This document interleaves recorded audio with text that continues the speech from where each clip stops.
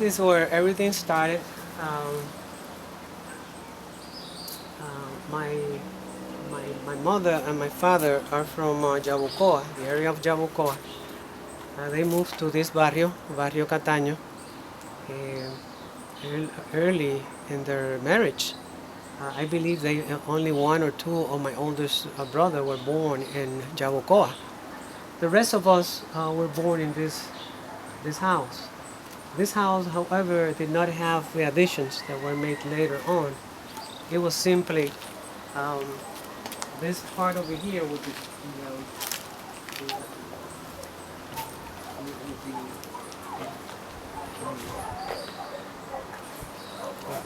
it was only a bedroom and the living room, which was in addition to be a living room, it was also a bedroom. Since I come from a family of 18, by then my mother had 12 kids alive, 6 and 6. And this is all the space that they have. In fact, the floor was not cement like now. It was soil. Um, um, and then later they were able to build the floor, and then it became more comfortable. But then there was hammocks, was the main source of sleeping facility, and there was like 8 different hammocks, one on top of the other, and then the rest this was like 8 hammocks here, and then the other 4, maybe more than 8. I don't know. I don't remember what was the split, the percentage. But then my mother and my father slept in the living room, and then my other kids sleep in a bed next to them. The rest were living here, one hammock on top of the other. It was an interesting experience. I remember, in fact, because I was one of the smallest, so I was the smallest were sleeping in the bottom, not in the top. That was the logic of my father, because it was more accessible, I guess, to them, in case of taking care of them when they were growing up and or when they got sick. And my father and my mother, because of economic situations and conditions that did not allow them to go to school, they did not knew how to read or write. Eran analfabetos, illiterate. But I cannot say analfabetos because actually they have so many assets on the other side. They were able to learn numbers, and those numbers were key, perhaps lifesavers.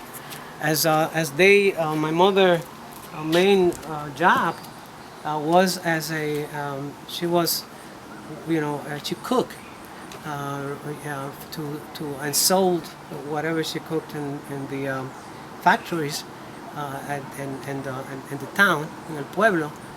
And my father was a sugarcane cutter. But my father also had a lot of other assets. I mean, he was what I call a veterinarian, as he operated on the cats and the dogs primarily, and the porks that the jibaros around here needed for one reason or the other, and they thought that these animals needed an operation. And he developed a technique that it was very simple. I don't remember ever one of his animals, or the animals that he intervened on, ever being infected and dying out of the operation that he did. This was self-taught. He also was able to build a system to develop charcoal for the public schools, by building this set of it's like a little engineering wonder that I don't know what he learned, but he in fact at one point was selling charcoal to the school system here in the barrio, in the town.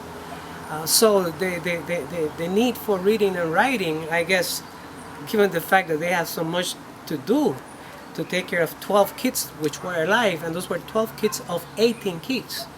that were the amount of sisters and brothers. Those 12, I was 6 and 6 that stay alive, which 12 kids with a family so limited, quote unquote, was a real challenge. It was actually an impossibility. And in those times, there was no light. Uh, we, because at that point, light had not yet come to this part of the island, the higher parts of the island. There was no plumbing, so we had to carry woods from the mountains, from the forest that you could see in front of the house, and the water from aquifers. There was a lot of aquifers then, so we have to walk miles to bring the water to the house and the wood, so that my mother can cook and we could then have water to take a shower and for the other needs. There was also, the needs is a good reason for you to be creative. So they have a system of drums that they use to take advantage of the raining water when it came down, which they use for other purposes. And so it was difficult life, yet they were able to somehow do some magic to get us through. My father passed when he was early 60s, heart attack. My mother then found herself with all her limitations with 12 kids. I believe that one, maybe less, because one or two of them might have already been moved to the United States. But it's close, it's, give and take. I think it was basically one of them, which means that she inherited a very challenging task. And so my mother then was left behind to face that challenging reality, which of course nobody expects. It just happened. And then she was able to then do magic with her cooking abilities. And there was a lot of wonderful people that recognized her talent or were able to open the doors for her. And that's how she was able to get us through. Of course, I'm summarizing a very painful process. But what I could tell you is that when my father was alive, in addition to what I stated, he was also a good farmer. So he farmed most of the land around here. There was a system of compadres.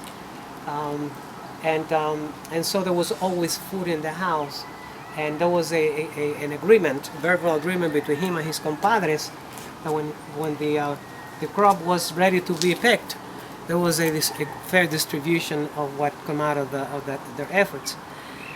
Anyway, my father passed, and my mother had to go on in life with the challenging of raising the kids. And I have to say, because I still remember that. It is impossible to have a woman with so much patience, incredible patience, to be able to not talk about the problem but looking for solutions to that very difficult reality. And she was always moving, always in the move. And I think that it was that, and she was a very, very nice lady. She used to be the person that was in charge of, whenever there was somebody died in the barrio, she was in charge of the rosary, which was a ceremony using the rosary. It's a Catholic custom.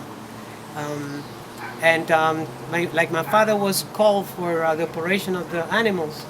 She was called for the rosaries and assisting cooking and so on and so forth.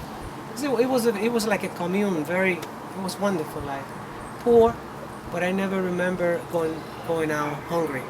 So then there was the natural process which affected most of the families of Puerto Rican families, or a good chunk of the Puerto Rican families during the 50s and 60s, which was at that point.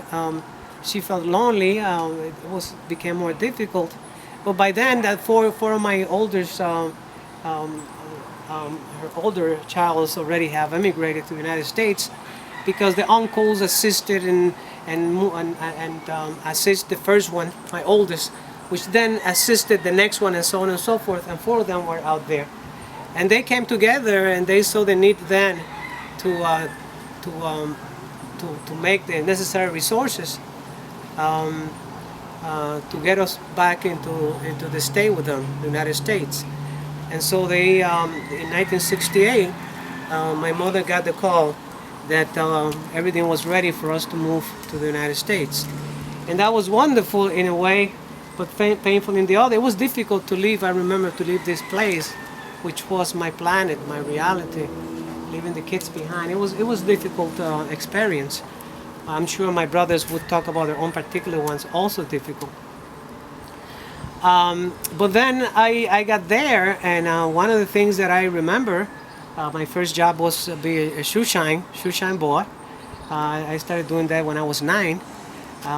So that, in a way, was, and I would say that I go back to my mother, who tried not for us to do that, but the reality didn't give her any choice. And so I would say most of the oldest did that. When I was there, that taught me that my mother was part of the educational, I mean, the most natural process that you can hear of. Always say you have to go to school. It's a porvenir, it's your future, what is in stake.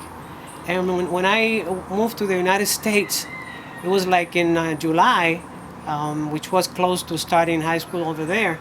I don't remember, I didn't know any English. So all of a sudden, and so I always had the dream of continuing education and going and moving, following my mother and my father's thought. But then I found myself not knowing, not understanding anybody there, because everything was in English.